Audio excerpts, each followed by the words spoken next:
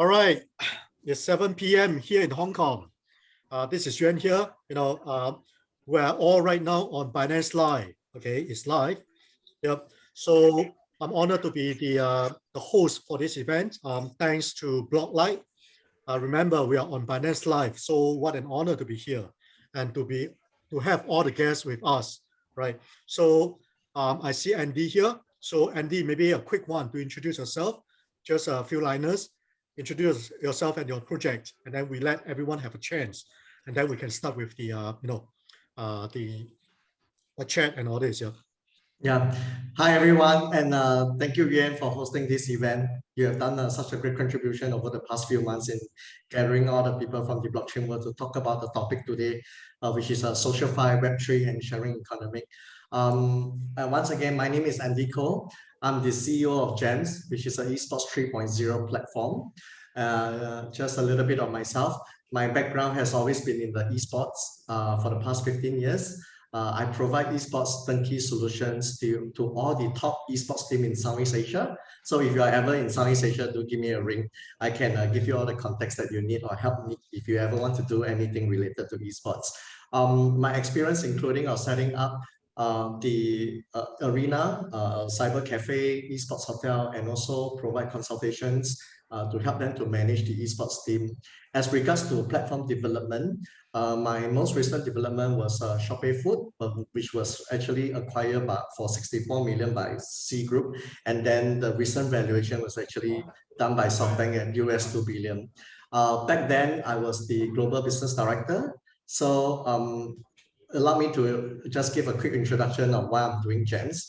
So if you can see that there's really a lot of GameFi, Metaverse, and SocialFi project in this current era that we are in. So we felt that there's a need to put everything together into one platform so that we can actually onboard mass users to come to one place where they can access all the gaming platform, and then of course access things like esports, metaverse, and SocialFi. So all this is within the esports 3.0 that I'm talking about. It combines GameFi, metaverse, NFT, and SocialFi elements.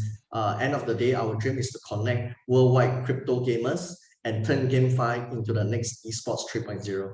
Yeah, thanks everyone. Okay, so next, Mattias, let's talk about music here. Let's talk about music. I love that. Thank you. And thank you for having me on the show. My name is Mattias, and I am currently the CEO and co-founder behind Corite, which is a music platform with the vision to help the new generation of artists to sort of strive and create their careers based on their fans, which I think is the reason for me being in this call as well, because I think the music industry, as I've been a part of for several years, I was heading up the Universal Music Business Affairs and commercials in the Scandinavian territory at the last music revolution, which was streaming when Spotify was launching. And I think what we're seeing right now and what we're trying to sort of get kickstart basically is the next revolution of the music industry. So going back like 20 years, I would say first, what happened was that it was a very centralized business where the big record label basically controlled everything from production to distribution to marketing, etc.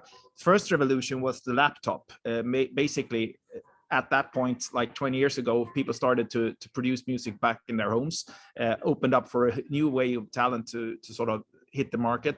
Then like 10 years later, like 10 years ago, the streaming model was introduced, and all of a sudden the whole business changed from like being driven by sales of certain items and ownership to becoming like an access model, which is now the dominant business model in the industry. But this $26 billion industry is now ready to be changed again, and this time it's about finance and getting the community more involved than ever before. So what we're trying to build is a platform where we connect the artists with the fans to be able basically to help the artists with all the things that traditional labels did before. So it's helping with fundraising to the project to make sure that the artist has the money enough to sort of kickstart the project, but then also to the promotion, where we're introducing like a play to earn model for fans to actually be actively participating in the artist's career. And then finally, of course, with the whole Web3 comes also new business opportunities, which you haven't seen yet with the NFT space and the metaverses, where artists actually will be able to make money on stuff that never existed before. So, and I think that's also pretty cool, because we're coming back to the ownership model again. So I'm foreseeing a future where we have like big streaming platforms that streams music, which is one thing, but then on top of that, you have new type of digital products where we can be a part of providing it and helping the artist to get started. So thanks a lot for being here. Yeah, I think tonight we can rock and roll all night. Yeah, because You we bet. have 2 more music projects here. So let's start with Tommy. Tell us more about music. Hey guys, thanks so much for having me on the show, and hello Hong Kong and the surrounding world. So my name is Tommy D. I'm a music producer, songwriter, DJ and artist. I've been in the music business for 25 years. I've worked with some incredible names, people like Kanye West and Jay-Z and Beyonce, Kylie Minogue, loads of really amazing artists. Sold millions and millions and millions of records and had billions and billions and billions of streams. And as Mattias actually very eloquently and brilliantly laid out, the industry that I have been very lucky to be a part of has been fantastic over those 25 years for finding music. And I think we're in a brilliant time to find music now. Best time ever, really. You know, you can find any kind of track that you want really quickly through Shazam and Spotify and Apple Music and all of those things. You can find all of that stuff very, very quickly. But as Mattias quite rightly pointed out, the actual statistics around payments within the system of music is actually diabolical, and it's very, very difficult. 65% of all professional musicians in the UK, this is professional musicians, earn less than $20,000 a year. That's not enough. That's not a good enough system to support creative people. I've always been a person that supported people as a DJ and as a music producer. And I've always looked at trying to find ways, and I got into blockchain very early on and knew that there was some great opportunities there, but just felt that there wasn't the right kind of thinking behind it. It was all very tech led. And I think music is something very emotional and very passionate that you have a really passionate emotional response to. And so I sat down with a couple of mates a couple of years ago, and together we formed a company called TokenTraxx. TokenTraxx is a British company. I am the chief creative officer and founder of that company.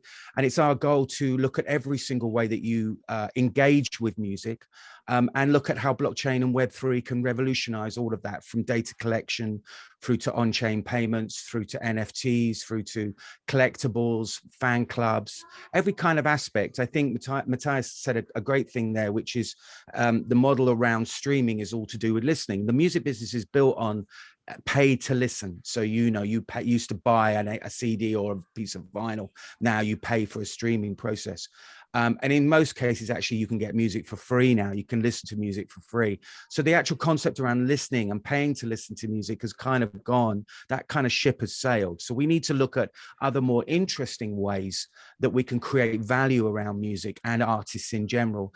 And we have an ecosystem that we've built called the 3 Cs. The 3 Cs stand for creators, curators, and collectors. And they are the ecosystem by which all music is discovered and engaged and fall in love with, really. You need every one of those players to actually create a successful music campaign. And so we've looked at every single aspect of the 3 Cs, and we've worked out a way of monetizing every aspect of what they do through blockchain and Web3. TokenTraxx has just launched its own token, the Trax token. We launched this week. It's gone really, really well. We're very excited about that because it's going to be fundamental and right at the center of our ecosystem, a reward system for, as I said, for the 3 Cs. Platform's coming in a couple of weeks. We've got about 25 artists that we are working with at the moment. We have a very bespoke service. We sit down with an artist and we talk about a 6 to 12 month NFT campaign. We teach them all about it. We have major NFT stars, as well as music business stars, people like Miles Leonard, who is the ex-CEO of Warner Music. We have Paul Epworth, who is Grammy and Oscar-winning music producer, produced Adele's Rolling in the Deep and Skyfall. And we have many, many other amazing producers, incredible tech team, amazing legal team, because obviously this is really important that we have a good regulatory stature around all of this. And also we have an incredible management team. So I'm very, very lucky. I'm very honored to be here today to tell you all about TokenTraxx and happy to field any questions you may have. Okay, did you say Beyonce? Who is he or she? Who is She. Kanye West? Let's stop. Let's not go west. Let's go east. Right now, Yay. let's talk about K-pop. Tell us, Chong. Tell us who is Blackpink or BTS. Hello, everyone. Great to be here today again. Thank you, Yuen, for hosting, being a host for such a great event, and good to see familiar faces and projects. I'm YoungSung, one of the co-founders and COO of MeMusic. Personally, I have been an advisor to over 10 different projects for the past 3 years, helping different blockchain projects through their product development, marketing, fundraiser. I've been part with a lot of other projects relating to metaverse and gaming. And my passion does lie with combining blockchain and entertainment. So at MeMusic, our primary focus is actually kind of different from the other two projects here today, is we are focusing on challenging the streaming service providers like Spotify or Apple Music. And nonetheless, we do need projects that are challenging against companies, like Corite is challenging against traditional labels. As for MeMusic, what we're truly believing is, at the end of the day, the $42 billion industry is growing based on the content that's consistently created by the artists. And the driving force of the market growth is actually the consumer, right? We're still paying to listen, whether it is via YouTube. So it's not completely free because we're paying advertisers, companies are paying for it. And this general consumption is consistently growing, but there's a lopsided market where artists are only capturing about 10 to 12% of what's being generated in the market. So we wanted to focus on building a better streaming application that leverages blockchain technology to properly recognize the artists that are being beneficial to their fans and also to the platform, but selecting a different royalty distribution method to allow for fans to directly connect with the artists. But at the same time, not only we're providing a streaming service that significantly will be able to pay artists better, at least by 30 or 50%, but also allowing users and fans to interact with the artists in a more deeper and also economic way. So we are focusing on enabling music as an investment class through NFTs. We believe in the fact that there is a lot of financial potential for allowing people to invest into copyrights, purchasing social tokens, and having that exclusive experience with artists, but while also providing a platform that's inclusive of everyone in the ecosystem, right? We welcome new innovators in the space like that are challenging against the labels, but we also wanted to create a platform that doesn't exclude any potential player. And at the end of the day, at MeMusic, we want to become a disruptive company, but not a disruptive idea. Okay, so next we have the go-to person here. He knows everything about music, games, esports, what have you. What else? He knows everything because he's the Metafluence CEO, a company that has all the KOL you need. So Elvin, you're the man. Yeah, thank you, Yuen. Yeah, that was quite sort of introduction, right? Well, thanks a lot for that. Yeah. Hey everyone. Again, I'm the CEO and co-founder at Metafluence. Metafluence is all about building an influencer-centric environment in the metaverse where influencers can engage with their audiences, brands, and with each other in an incentivized and transparent manner. My background is more of the business development and influencer marketing. We started actually, I will explain the main idea behind Metafluence and how we started.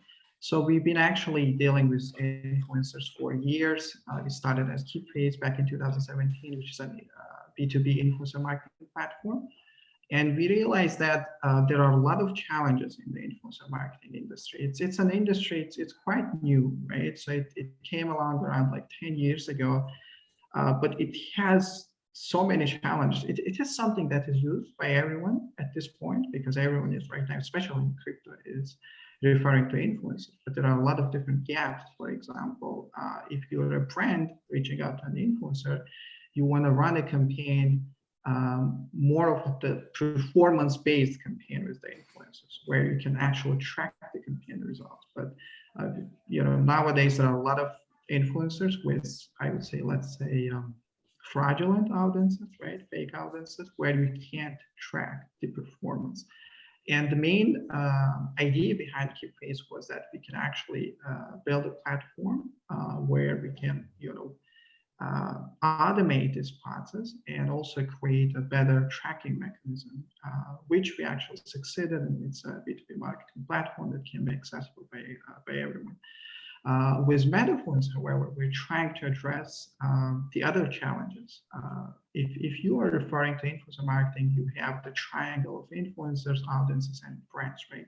From the influencer side, there are different challenges that, such as they struggle to monetize their audience. If you're a micro-influencer, you don't get a lot of sponsorships, right? And you create content, your content is not valued as much as it should be.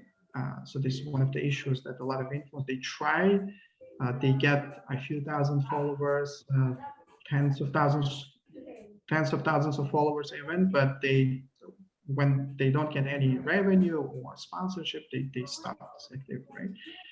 From the audience side, also, like a lot of fans, they want to better engage with the influencers, because again, especially if they are celebrities, you just write to them and they never respond, right? So you need a platform where you can better engage with these influencers. And there are some platforms such as Patreon, right? Or now there are a lot of kind of different platforms at some point kind of trying to create trying to kind of fill that gap. But all in one, there is no platform which is sort of influencer centric, blockchain empowered, and it's in the metaverse. So that's what we are trying to do is Metafluence essentially. And excited to be here. Thanks a lot again, Yuen. Thanks everyone. So everyone got his chance to talk about his project. Just give me 1 minute, to talk about mine. So Labs Group is basically in digitized real estate investments. We are kind of like a sharing economy as well in that sense. So honored to be here, and today we'll be discussing all things Web3 and sharing economy and SocialFi. So maybe let's roll back a bit. Maybe Andy, you can tell us, what exactly is Web3 and why is it so hot right now and everybody is talking about it? Yeah, thanks. So maybe, I have my interpretation of Web3 from the esports perspective. So I'm going to talk a little bit about how Web3 and the esports and game really works in my context, right? Because I'm the best person to speak about this, and I can leave the rest of the other topics to Mattias, YoungSung, and Tommy to discuss about the music part. Yeah, so Web1 we all know is rigged, right? Is statistics when the first Netscape was there, and I think Mattias maybe will remember this. Yeah, and then no, why? Because his hair is white. No, he's probably the most experienced guy. Yeah, you remember a day. Yeah, and then we have back days, and then we got Web2, which is dynamic, right? And now we are all able to post, to engage with all those tech giants like Facebook, Instagram, and stuff. But I think a lot of people, even some audiences that is watching today the Binance Live, that you may not really understand Web3, and I'm here to share a very easy word to remember. When you think of Web3, you just think of ownership. Right? Like if I'm going to draw something right now, if I'm going to draw something you can actually own it with Web3. And how do we do it? We do it through NFT, right? So, and I think all the tech giants are really trying to take steps towards NFT because they realize NFT is helping us to shape and supersedes blockchain in a way that faster than retail, trying to explain to people what is blockchain, right? Through NFT, they connect the finance, they connect to their own assets, they really clearly understand, right? And also a lot of traditional companies from F&B to sports to fashion, everybody is just going on to NFT, and then so, and ownership is one thing, right? Everybody can do something and own it. But then the beauty of Web3 is that trust through possible verification. And we have to say thanks to blockchain. So now with Web3, we not only can read, we can post, we can write, but we also can own digital assets that it comes with actually some financial benefits, right? Whether it's trading or it's supporting, it's sponsors, campaign, the list go on within the finance. So having said that, right, let me give an example today, right? If we're going to post a story, share a photo, or message friends, and we log onto this platform like Facebook, Google, and Twitter that is owned by this big tech company, and they actually make money off the users, right? So Web3 is actually, to me, is a decentralized internet that is built on blockchain, and that's the technology that back up NFT and other cryptocurrencies. So it really put the emphasis on individual property rights and leading to entrepreneurship, and then it takes power away from the tech giants. This is DeFi. Clearly, then it's a more peer-to-peer kind of payment system where the content contributors can really get to rip off what they have been doing, which is the content by itself. So in this context of esports, right, I would like to mention a few things, right? Because through Web3, esports player or GameFi players can actually own a gaming assets, right? So before we used to play games and then we used to buy items. And when we buy the items and play the game, it just makes us look nice. Again, this is the right thing, right? Remember, Web 2.0 is right, but it doesn't allow us to have any trading capabilities. But with Web3 and NFT, we can actually buy a gaming assets. In this case, it's a play to earn game, blockchain games, right? We buy a gaming asset, we enter into the game, we can earn money from doing the daily quest, but the NFT that I purchased can be resell to the market. And that is something, and grows over the price, right? Because everything is tracked.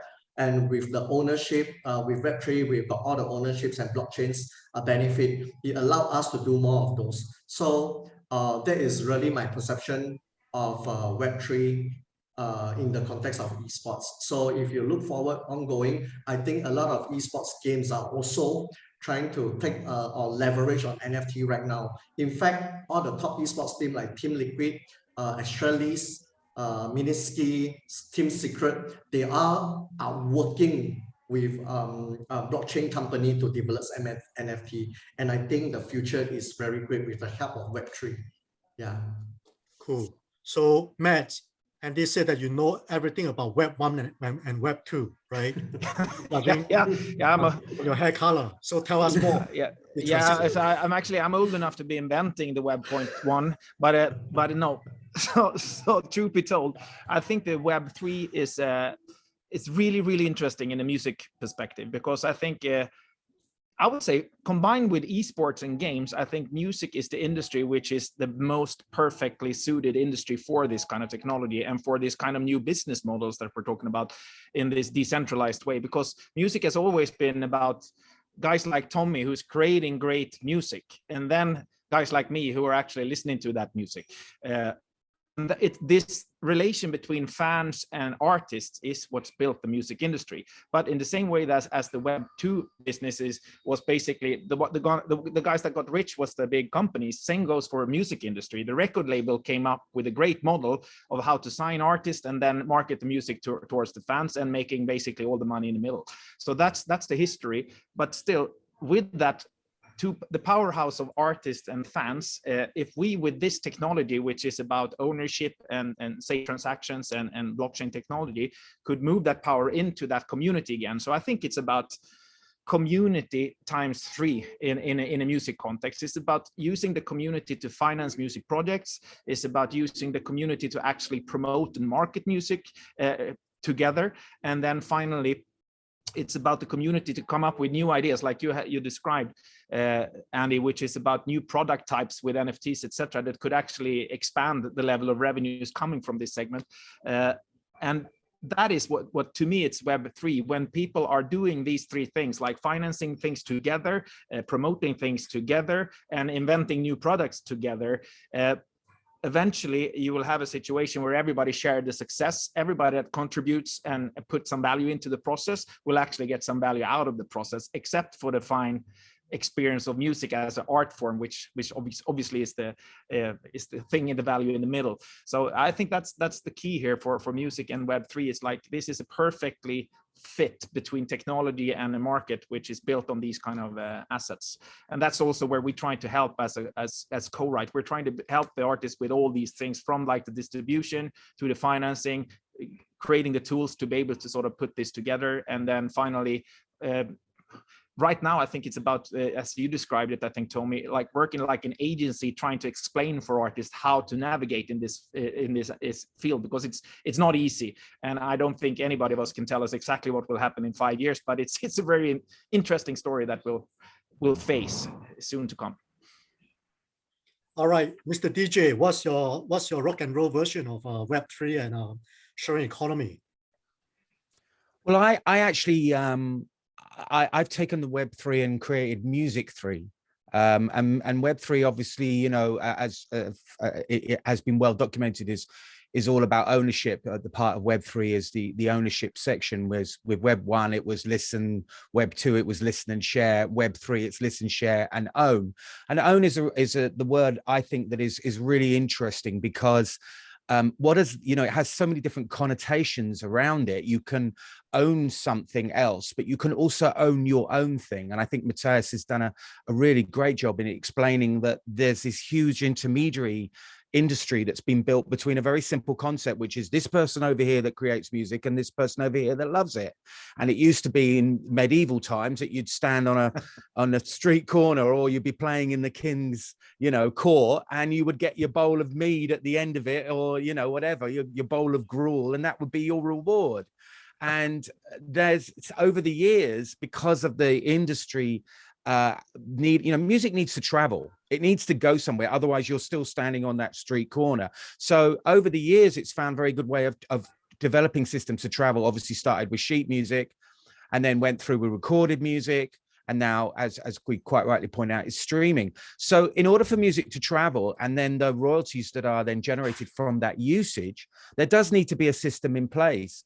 But what has happened is that system has become, over the last 10 years, more and more automated and more digitized, which means that, you know, the days of transporting records and vinyl and CDs around the world, or having to travel all the way around the world to promote your music, you know, you don't have to do that. You can make music on cheap laptops. You can make music on your phone, as a lot of people do.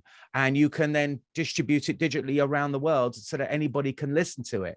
And so really what is left, the concept of left is about ownership, and ownership of your own product. So you don't have to put it through this mass machine, because right now it's still, the model is still, okay, I'm an artist, I get up, I play in front of 10 people, and, you know, three of them come backstage afterwards and say, oh, I love what you're doing, you know, how do I learn more? And you go, well, here's my social media, and then you go to streaming, and hopefully you might get a manager, and hopefully you might get a label deal or a publishing deal, and you might get signed, and you might have a hit if you're really lucky. And if you're really lucky, you might have a hit album, and you'll go and play to thousands of people instead. That's a well-trodden path that's been going on for years. But as we said, there's many intermediaries involved in that are taking chunks from you left, right, and center. 12% of the money that is generated by music goes to the artist. The rest goes to the intermediaries. That's not a viable system to support creative people. So I think it's really key to try and do two things. TokenTraxx looks at doing two things. We look at building this new system that anyone that coming into the industry, or anyone that's been kind of left behind by the industry, by this Web2 streaming major label world, you know, they have a way of connecting to their fans in a really direct way, and they can generate an income from that. And then we have a duty to look at the legacy industry. 95% of all top 10 singles of the last 10 years have been on one of three major labels, Universal, Warner's, or Sony. So we have a duty to work with those companies. They own the copyright to a lot of really great music, and a lot of really great music that most people in this world want to listen to. So they're really interested in Web3. They're really interested in companies like TokenTraxx, because they can see that there is a potential here. They're just not quite sure how it is. And I think from our point of view, what we don't want is for them to come in and make the same mistakes they did in Web 2 with with industries like YouTube and Spotify and Apple Music, we're giving away large chunks of the copyright income to these platforms in order to, who then dominate the situation. And between that major label dominance over the artists themselves and the streaming dominance over a handful of platforms, you get a situation where we're in now, which is a terrible situation for making money. So TokenTraxx looks at, as I said, at all these different aspects and works out ways to underpin blockchain, because blockchain is an incredible technology, but it isn't the answer to everything. We have to find a lot of ways, a lot of work at how to integrate that. And the most important aspect is education. Education is the absolute fundamental right now, teaching everybody how to do these things. It's a clunky, awkward system, most blockchain, with things like, seed phrases and digital wallets and one chain not connecting to another and all that kind of shit. Sorry. Whoops. So, you have to really educate people. And that's what our role is. We have a 10-year plan at TokenTraxx, and the first 3 years is all around education. All right, you have educated me. So you mean I can sing a karaoke right now and you distribute a song for me and I get to own the most part of it, Mr. DJ? Sorry, could you repeat the question? I mean, I'm educated right now, right, by you, right? So you mean I can sing a song right now and you can distribute for me, right? And I get to own the main share of it. Well, you can distribute. You can go to an aggregator, a DSP aggregator, who will distribute it onto the streaming platforms for you. That's not, that's pretty straightforward. I think the key is to look at your other. We talk about assets. We'd say to an artist, "What are your assets? What do you do? Are you a songwriter? Are you a DJ? Are you a producer? Are you what is it that you have? Do you play gigs? Do you do merchandise?" And then we look at ways of a campaign around all of those assets, so that you're kind of drip feeding interest and excitement in a way that allows you to gently upscale people through kind of varying levels of ownership of NFTs that ultimately allow them to be really much closer to you. There are effectively two communities particularly in music NFTs, but I think it's very strong to music NFTs. And the most important thing to remember is music has always created community. That's what you do when you get up in front of a gig. Those 3 people that were at your gig that had 10 people in a dog at, right? Those 3 people that come back afterwards and they will want your autograph, or they want a selfie or whatever. They're loving what you do. They're really part of what you do. They are attracted to what you do. Now that's a key thing, because they'll go off and tell other people about you. And when you next come into town to play a gig, they'll be down and they'll be bringing 3 or 4 other mates with you. And that's how you build a community. And in that respect, there's no difference in how you build a community that way or a community through NFTs. It's exactly the same concept, but you've got to work out how to pinpoint them. You've then got to say, look, if you really like what I do, then you need to come over and I'll teach you about blockchain. I've got artists that I do a weekly Twitter space every Monday at 6 p.m. UK time. And it's all about music and NFTs. And I get loads and loads of my friends who are all music NFT artists. And we all come down and we talk about the current state of music and NFTs. And they all say the same thing. They literally often just do one fan at a time on a Zoom, on a phone call, talking them through getting a digital wallet. And this is really important. One little step at a time, one fan at a time is one more wallet that we've got into blockchain. It's one more person that's owning crypto. It's one more person that's then intrigued by Ethereum, by Bitcoin, by whatever. And that's how you grow this space, one person at a time. I think everybody's thinking, oh, it's huge. We can get loads and loads of people, but that's how you get your core community.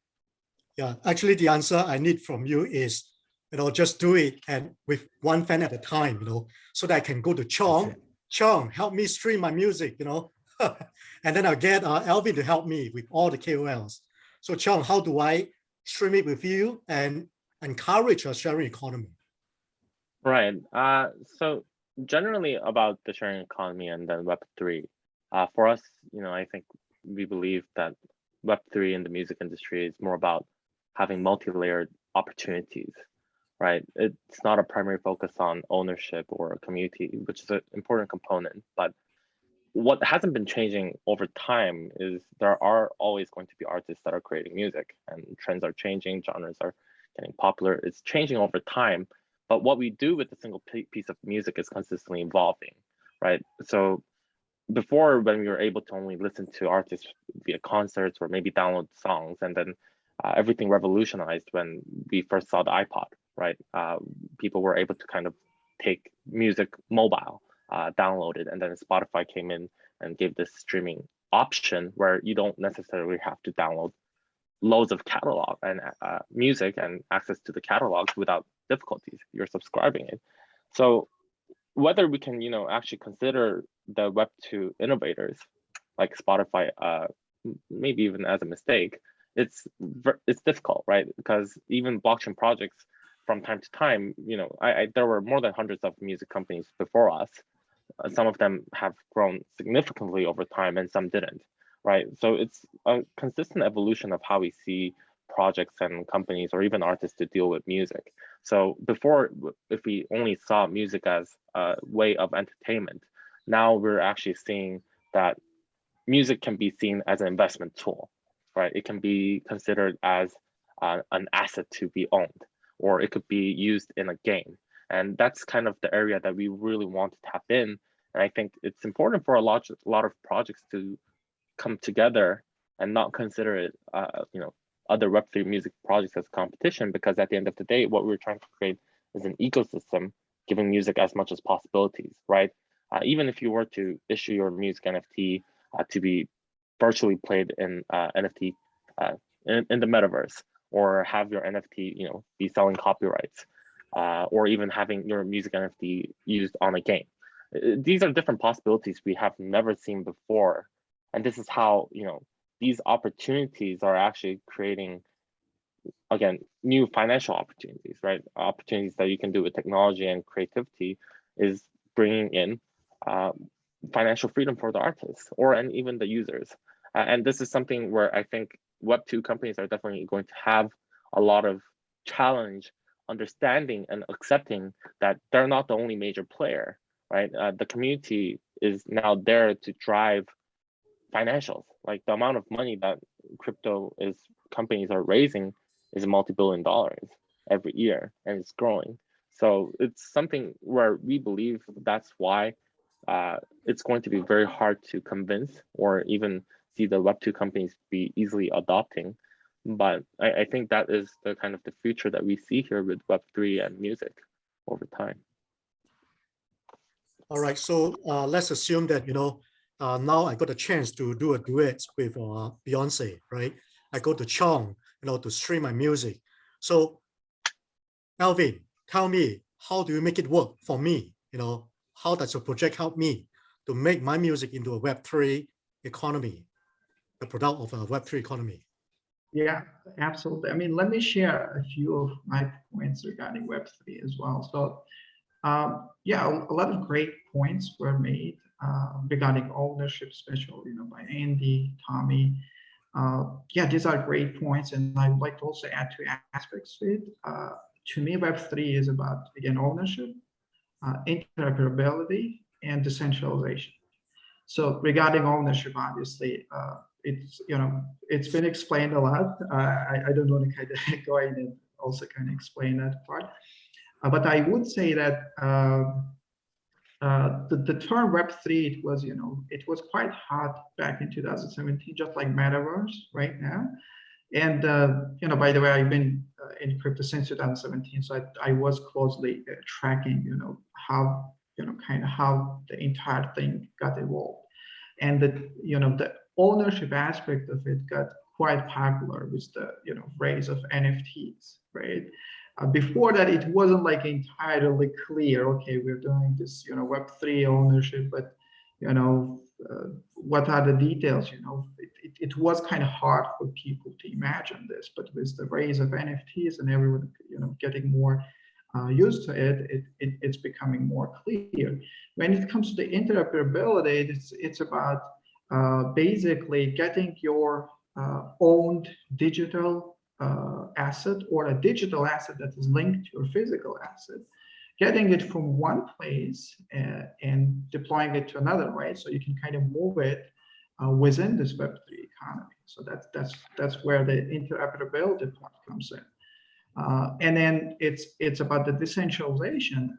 And what I mean by that is, I think influencers are the pioneers of the decentralized web, because again, before them, people used to go to big outlets, the legacy media, or kind of agencies for advertising.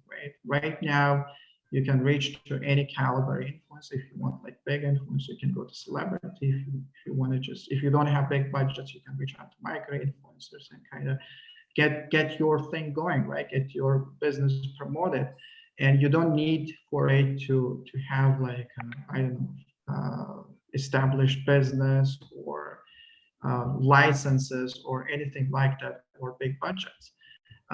So that is where the Web3 peer-to-peer economy comes in, where everyone is empowered within this economy. And again, with Metafluence, what we're trying to do is to help social media influencers to better monetize their social media influence. And our main product is our MetaHuts, which are influencer homes within the metaverse.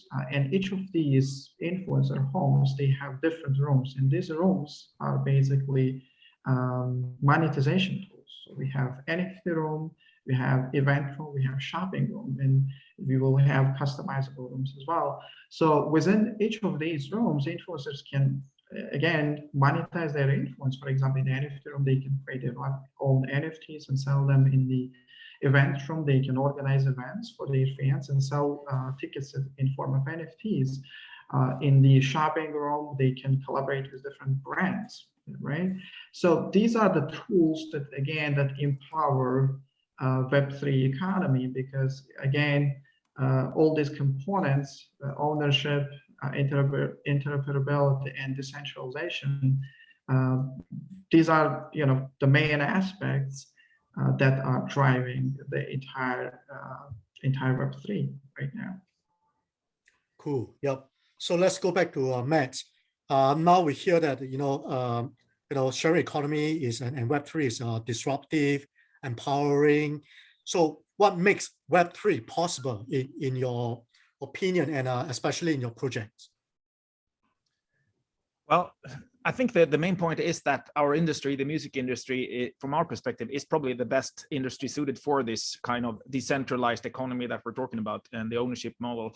And that's what we're trying to tap into. So our mantra is fan power in Corite. So what we're trying to build is helping artists to use their fan power, because the fan power is what will make them happy in the end, and it's also what will make this community grow in Web.3. So if you manage to capture the fan power, which is about the financing, which is about the promotions through the key opinion leaders, and which is about the new type of products out there, if you manage to get that done and share the success with the fans that you bring into the game, so to speak, I think that's when the Web3 is, the music 3.0 will happen, basically. And I think from all these aspects I've heard today in this call, I think we have a lot of ideas coming in from different corners, but targeting the same kind of purpose here. So I'm 100% agreeing with MeMusic that this is about the collaboration game in this new environment, because it's a kind of complicated process for entering, but I think with a vision clear, which is about connecting the fans with the artists, that we know that is the end goal, so to speak. I think we have the technology, which is Web3, which will make this possible. And it will take us, to your point, Tom, it's a 10-year project, this, from all our angles. We're also in this for the long game. I've been in the music industry since my hair was brown. And I tend to be here until I die, because I love music. So it's not a short-term issue, this. This is the next revolution of the whole industry. And I love the fact being part of this discussion and being part of the whole development once again. It's a new revolution in this field, which is I'm happy to be part of. And I'm sad to say that I actually have to leave the call in a couple of minutes, because I'm running down on the other side of the hotel here in Dubai to get on some stage talking about this kind of thing again, which is lovely. But it's been super nice to be part of this. Matt, since you have to leave us, maybe share more about your project. What stage is it at right now? Yeah. And yeah. what are any yeah. So basically, about here? Right. So thank you. Yeah, we've been up and running in the fiat world because we started up in Sweden with a pilot like 2 years ago. So we have already distributed around 1,000 songs. We made like 250 fan campaigns where fans have invested in music and backed the music they love and shared the success, let the artists share the success with the backers. And now we're in the middle of, we have just finalized a private round investment round in the token, which we're super happy to have a bunch of both great key opinion leaders globally, but also a large number of investors involved in the project. So next phase for us is creating a couple of hero projects, which I'm be happy to announce very shortly. So we have both huge artists from both the hip hop genre and the house and EDM genre, but also big live events coming into the play. So the strategy is to launch a couple of sort of visionary hero cases, which shows what this is all about, connecting fans and artists and using the fan power, and then open up for the mass market. And our main target audience here is, like, of course, all the fans globally, which is massive. I think 98% of all population loves music, and then I think it's about we're focusing on the middle class segment of professional artists, just the people that Tommy was mentioning, the people that earns a bit too less money from the current system that we want to empower with this fan community that we're creating. So look out for cool announcements in our Twitter channel and Telegram channel the next couple of weeks. We have an amazing spring coming up. All right, guys, don't forget to follow corite.com, yeah? And remember to release one song for me, yeah? You bet. So, Andy, tell us what makes Web3 possible, especially in your project. Yeah, I'm going to talk again about the game. I'm the esports guy. Yeah. So I leave the music and the SocialFi to the rest of you. But I think some of you guys mentioned earlier on, especially when we can do esports music, which is very interesting. So think of it like, I think earlier on Tommy mentioned, right? And Yuen show a question to him, what if I got the music, how are you going to help me stream, or let the whole world know without going through to the music giants like Sony and stuff like that? Yeah, so a platform is the best way to do it, right? Once we connect the content contributor and then we allow that digitalization through NFT technologies, this artwork could be the game, could be the music, could be even a movie, it becomes investable, right? And yeah, so with having said that, you need a platform to still help to broadcast all these NFT, right? Which is why James is here to trying to be a leader in this space, that we want to congregate all the games together. And then by the games, we know that NFT now is the best way to mass adopt people from traditional and also the blockchain company. So knowing this fact, we want to combine all the GameFi projects and their NFT and put into one portal that with the help of Web3, we can allow everyone to come and buy, trade, or use this NFT to earn their daily quest. It is the same for music. While you have so many NFT going on, I think for me, Web3 needs more of platform. It's like Google, right? And if we got more platform, we are taking away the search capability of Google. I'm so sorry, I'm still a fan of Google. No offense, but we are in a decentralized world. Everything got to be DeFi, right? DeFi, right? So think of it this way. Today, it's very simple thing. I go to google.com, I search for images. I use it, I saw that, and then I use it, I just change it, it become a person's art become my art, my graphics. But with NFT is different, right? You have to purchase, own, and then use it. So once again, why I feel Web3 and the help of NFT will change the market, and whether we like it or not, it is the best mass adoption method, whether it's music, it's games, it's art. So in reality, I feel the emphasis need to put on the individual property rights and entrepreneurship. And then we can take away power from tech giants. I mean, we all know, right? The moment you search, we actually search on Google, that person who search make Google $120 rich, according to the research, right? So, but with DeFi and Web3, it's going to change. And plus NFT, it's just going to change. because finance it is still one of the most important thing whenever we talk about new technologies, which is why I think it's very smart. And thanks to the blockchain world, through NFT, they focus on the finance part. They were not so, of course, there was other things like the technologies, the security, the smart contract, the digital wallet. But what is really hooking the traditional people is still the finance part. And if I'm going to tell a DJ today, hey, all your music, right? Let me digitize it and I can create an NFT and people can actually come to support. But we need more platforms, because platform means is helping us to advertise all these NFT and then creating the decentralized finance, allowing a peer-to-peer payment method between the platform, the users, and the buyers. So and I think Web3 is really superseding all these things that, as I mentioned. Yeah, Yuen. Okay, let's see whether Mr. DJ project is the platform or not. Tell us about your platform, whether it's the Web3 place to go to. I kind of agree with Mattias. I don't necessarily think all this kind of competition for like being the Amazon or the Spotify of Web3 is healthy. It's not what Web3 is about. Web3 is all about everybody helping each other. We've gone through that world of trying to compete and be super competitive. There's space for everybody in this place, and everybody has, I think, a duty to do what is right for its customers. And in time, if you do that, then you will, you'll succeed and you'll stay alive. And that's I think what at the heart of what we do is we try, as I said, and bring on more and more people into blockchain. That is our goal. I believe in blockchain. I believe in the concepts of decentralization, and I believe in the concepts of freedom of choice, which I think blockchain brings.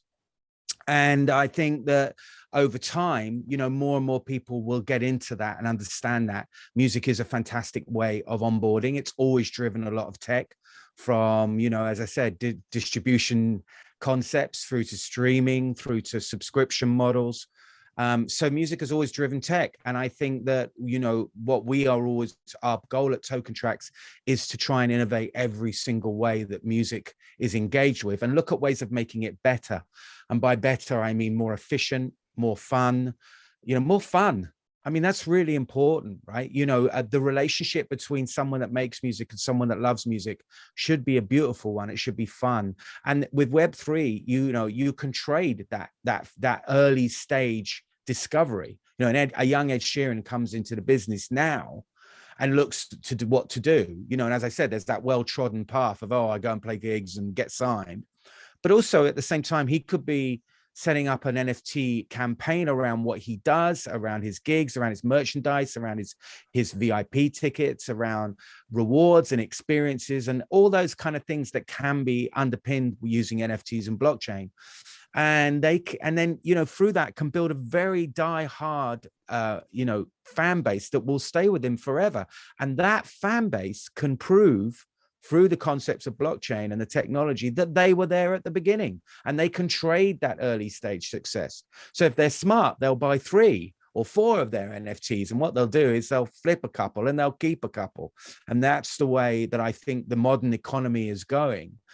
Is that proof of love in what you do, proof of affection, and the fact that you found something early before other people. And I think this is what's so exciting about this place. We can really delve into that relationship. As an artist, I know what that feels like, and I think that's really key and important. That's why TokenTraxx comes music first and then technology second. We look at how the music minds work, not just, as I said, the 3 C's, the creators, the curators, and the collectors.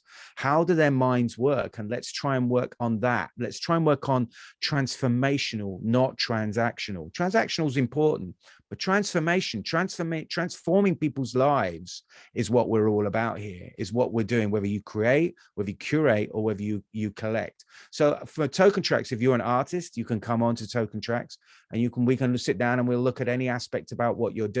And because we are built from the ground upwards as a blockchain company, unlike other companies that sort of started as one thing and are pivoting into this space, I think it allows us to be a lot more lean and a lot more efficient about how we use blockchain particularly from a regulatory point of view and a statutory point of view within the company itself. That's really key, because I think we all agree that blockchain at the moment is wild, wild west, and the regulators will be coming. They'll be coming, and they will, and it may mess up a lot of stuff. But we spend a lot of money on making sure that the legal side of what we do within TokenTraxx is absolutely sound. All right. Yep. So, Chong, I want to ask you, right? So Spotify is Web 2. MeMusic is Web 3. True or false? And how do you justify it?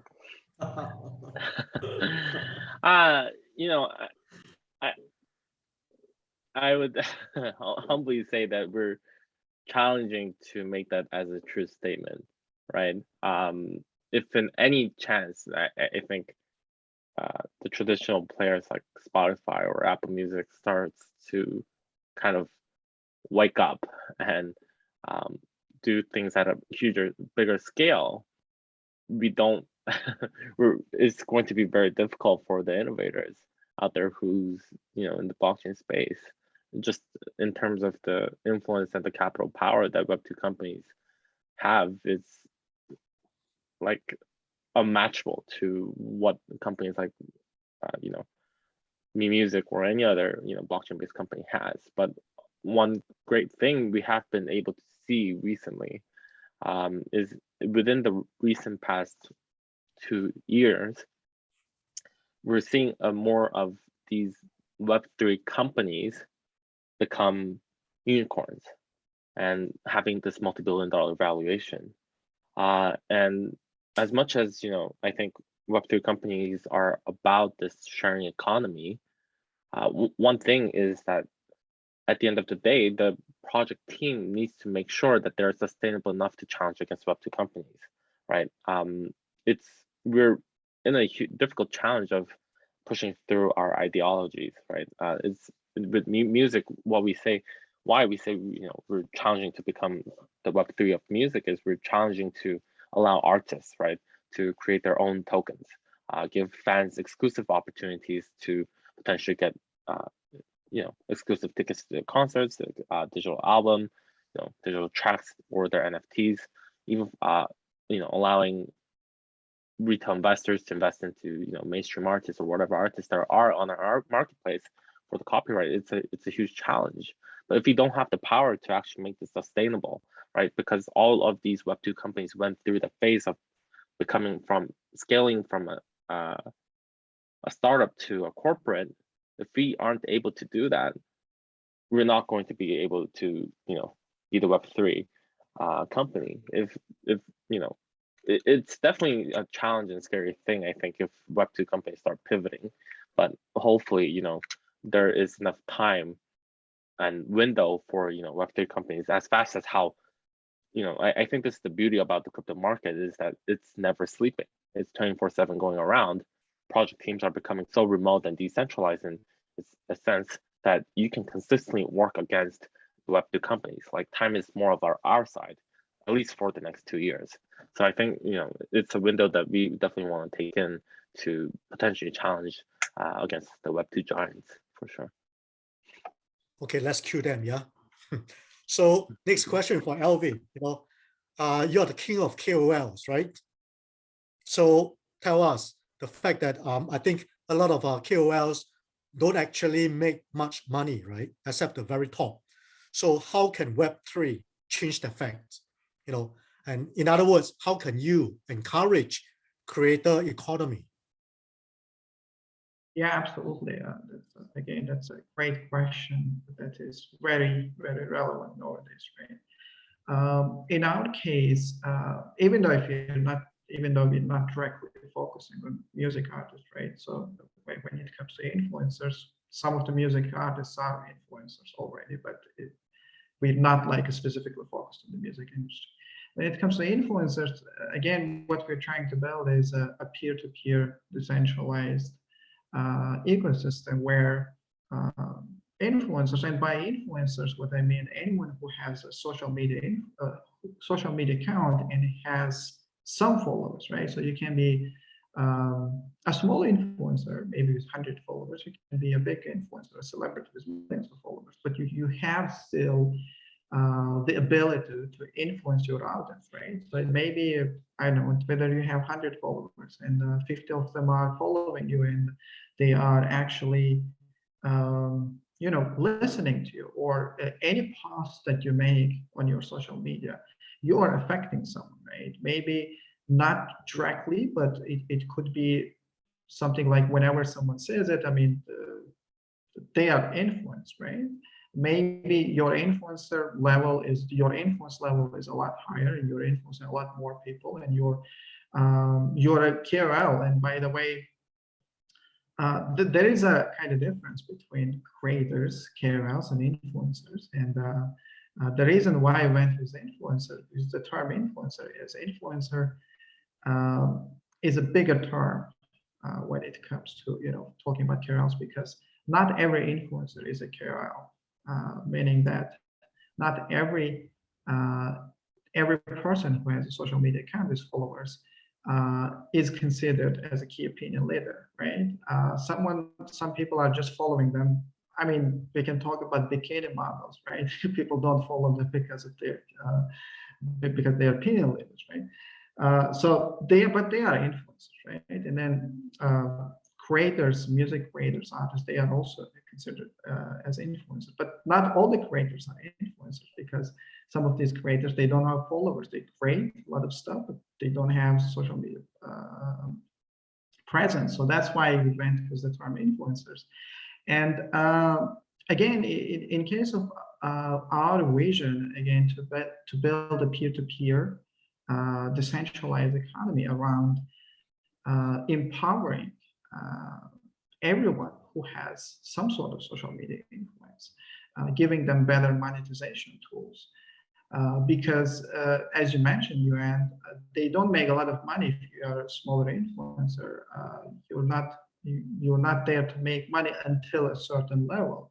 But if you have a platform where you can create your NFTs, you have your loyal fan base, and you can create a smaller event.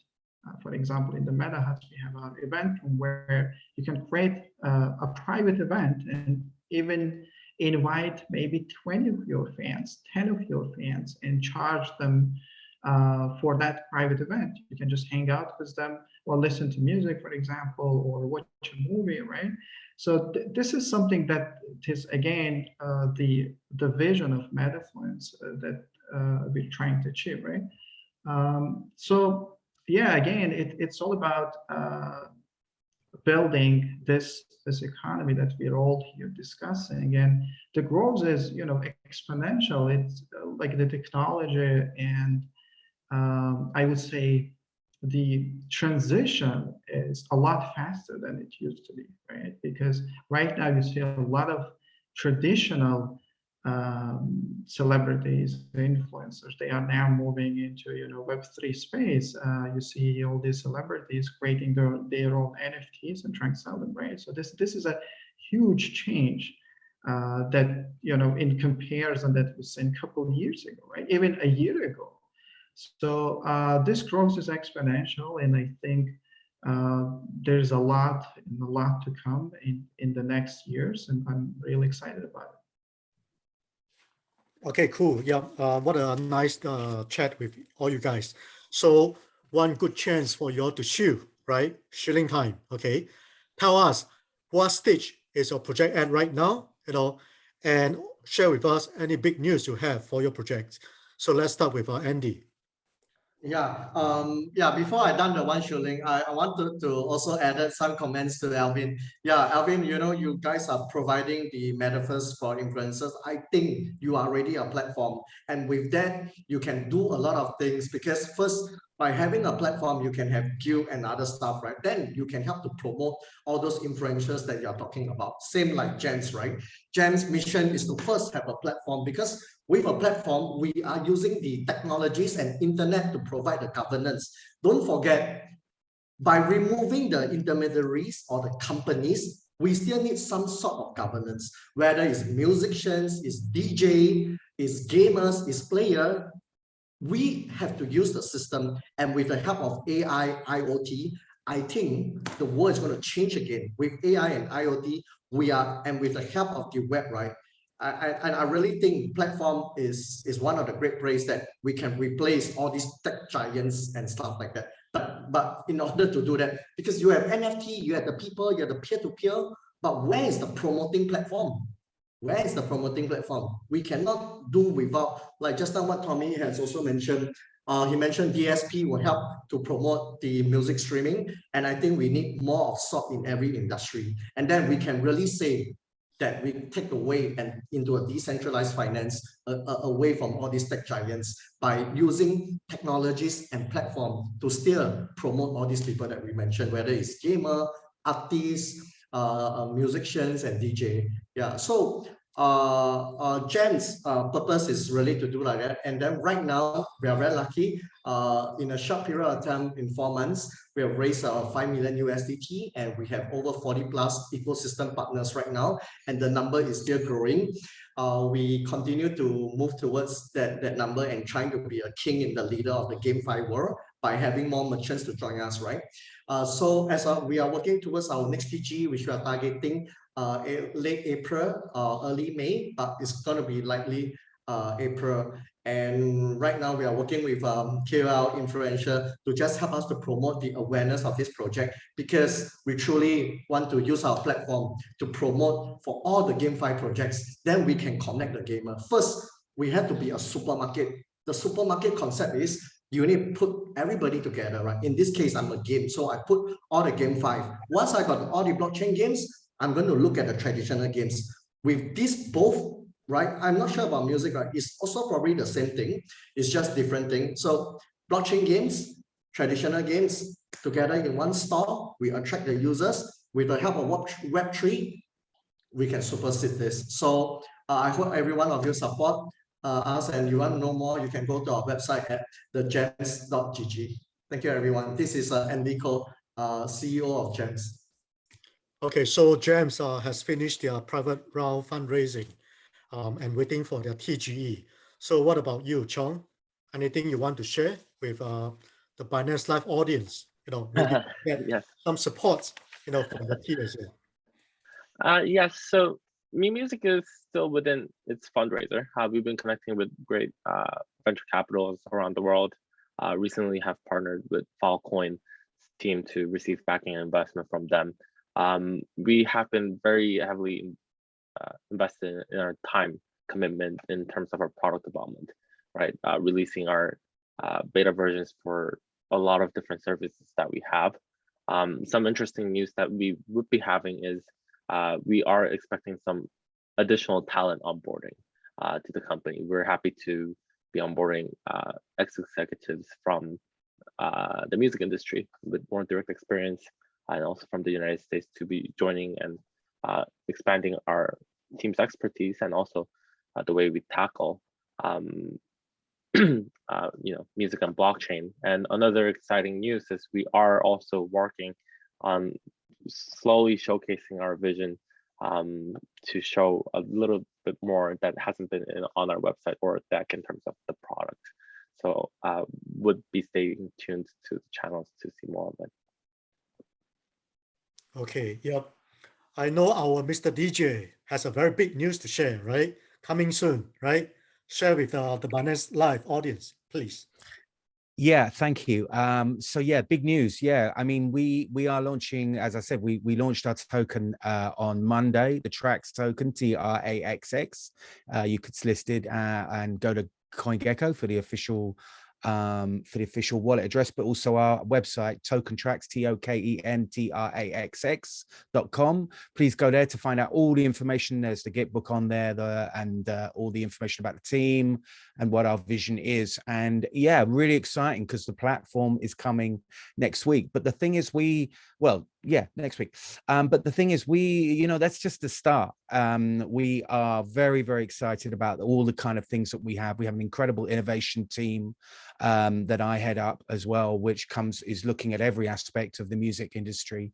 And I think the key thing is to create this world, this wonderful new world, this new system for artists and creators and curators and collectors alike. And I think we're all got an opportunity to do this. And I commend every single one of you guys for doing your thing and making the difference that you guys are making with all the work. I know how hard it is, so I want to say well done to all of you for doing that. But yeah, we just raised $7 million. We're about to go back in, raise a bunch more. We've got, as I said, our token, which is flying, so we're really looking great. And we've got some really big names coming on board, very big names launching in the coming months on the platform itself. We're very, very excited, very bullish, and really, really happy to be here. Thanks so much for having us, Blocklike and Yuen and everybody here. It's been great. Thank you. All right, thanks for that. Yeah, now we all know that why Elvin looks so relaxed, right? Because his token has been listed on some of the exchanges, and I think he has some big news to share as well, right? I saw that on your Telegram, Yeah, absolutely. Thanks, Yuen. Yeah, we actually finalized our fundraising and did launch back in January, actually, and we are already trading on a couple exchanges, and we'll be listed on another top exchange today. So the news will come in a couple hours, actually. Yeah, and currently we are focusing on our MVP, which is going to be coming in June. Basically a couple months. We have our interactive map almost finished of the Metafluence city, where people can actually zoom in, interact with land plots, and see the meta huts to whom they belong. And we are also working with hundreds of different influencers. Most of them are crypto related, and there are some who are coming from traditional space. There are some gamers in there as well, and like we are also working with different platforms and with gems as well here. Very closely working with gems, by the way. Yeah, with other partners to make a great work together, right? Aside from that, we have our land sale and meta hut sale in private round as of now. We'll be having launchpad sale and public rounds for the land plots and meta huts very soon, hopefully next month. So yeah, I mean, everything according to the roadmap, and we are working very hard with different influencers, with our dev team, and with our partners to stick to our roadmap and to create the great product that we're aiming to create, right? And people can go to metafluence.com and see all the new updates and follow our socials to stay tuned for the new updates. So yeah, thanks a lot, guys. It was a great discussion. All right, guys. Yeah, let's wait for let's work together, collaborate, and create the Web3 and sharing economy together. Yeah. As for labs, we are already listed on KuCoin, Gate, and Bitmart. Yep. So let's stay in touch and make this happen. Thanks, guys. Yeah. Thanks to the audience on Binance Live, and thanks to Blocklike. See you guys. Thanks to Blocklike and Cabin BC. Thank you so much. Thanks, everyone. Thank you. Take care, guys.